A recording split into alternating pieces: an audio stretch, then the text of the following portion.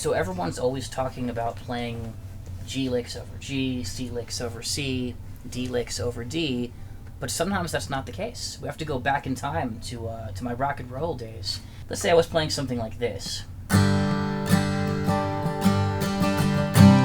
Just G to C. Very common rock and roll type of groove. The rock player would play G major,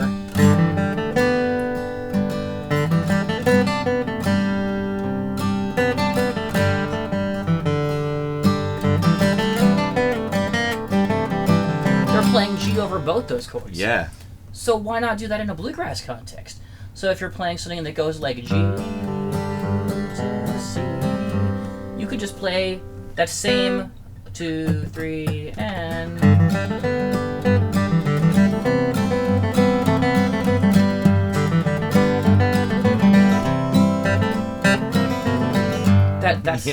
that's all that works to me, you know? Yeah, absolutely. I mean, first off, G major pentatonic, those are just like safe note choices. Those are good note choices for the key, the strong notes of G major, right? Let's do it one more time. Well, yeah, just the playing part? Yeah. Yeah. 1, 2, 3, and...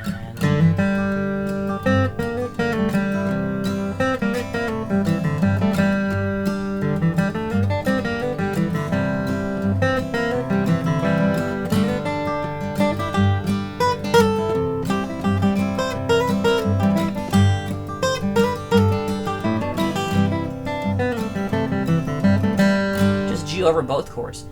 This happens in a lot of melodies, like in, say, the B part of Billy in the Low Ground. In that B part, flat pickers go, and then over the F chord in Billy, some players would go and bring out the F, and I don't think that's right. I think what it does is it goes like this over the C, 2, 3, and...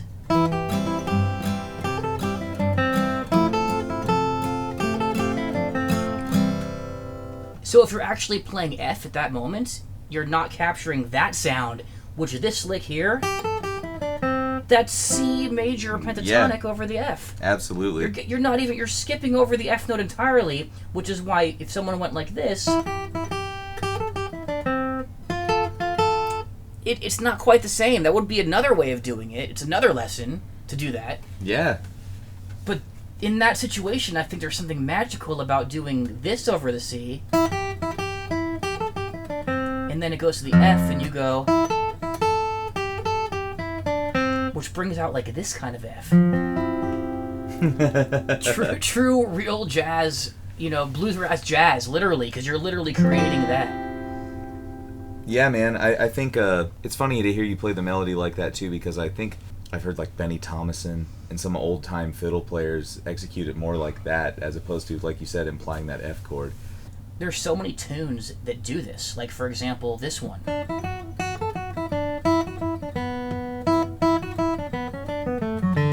It doesn't go...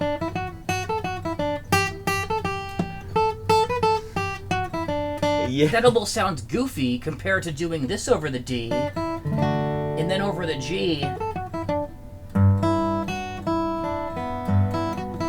You get the major 7, and then over the A, you get the sus4. It creates other sounds that you wouldn't get if you were actually playing a D lick to a G lick to an A lick to a D lick. Yeah, it's like it almost strips it of its soul or something to make it adhere more to the chords, yes. Right? Yeah. I never think about this way when I'm improvising, but when I analyze this, maybe I can begin to. Yeah.